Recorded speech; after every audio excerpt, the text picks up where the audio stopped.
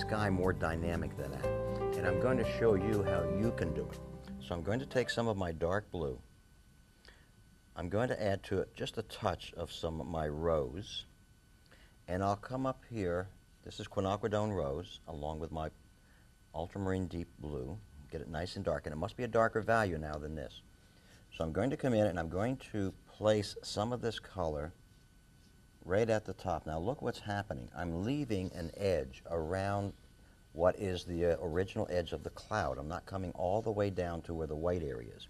Again, I'll take my spray bottle and a tissue, and in a couple of areas I'll also do the same thing I did in areas over here. I'll soften that edge. The bottom line is, or the end result is, it gives you the illusion that there's some layering and dynamics going on up here in the sky.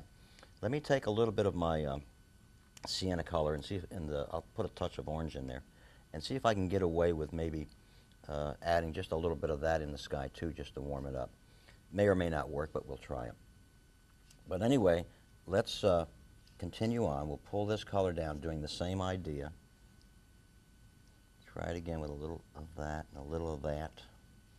Pull this color down, just a little warmth. Don't get too carried away with it because it'll get a little too hokey, but we'll pull some of this color down, and again, we're going to go back and we're going to soften a couple of areas. So we hit it with water right at the edge, as we did in the first one. Pick up some of the excess color there,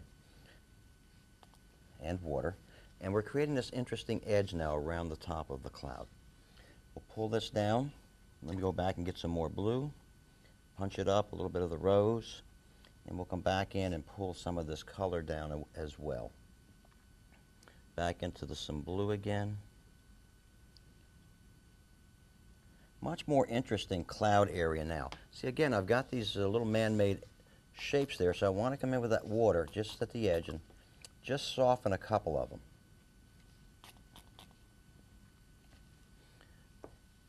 Make it interesting. Isn't that much more interesting now than what it looked like before, with a little bit of imagination here? Let's take this and just take a little bit of this blue in here. Pull that down just a little bit. Let's take this area here where we have apparently a spot of brown. We want to get rid of that. It's sort of that sienna, burnt sienna look. So we'll pull some of this up like that. And we've warmed this sky up considerably, so it sort of matches our warmth in here now.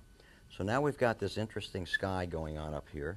Let's take a moment and let's come over here and maybe pull some of this down. We'll soften a little bit more. We'll pull some of this area down. Just look around the painting. You'll see these interesting shapes, or shapes that need to be changed. Let's get rid of the dog's ear there. There we go. Interesting shapes now going on in the sky.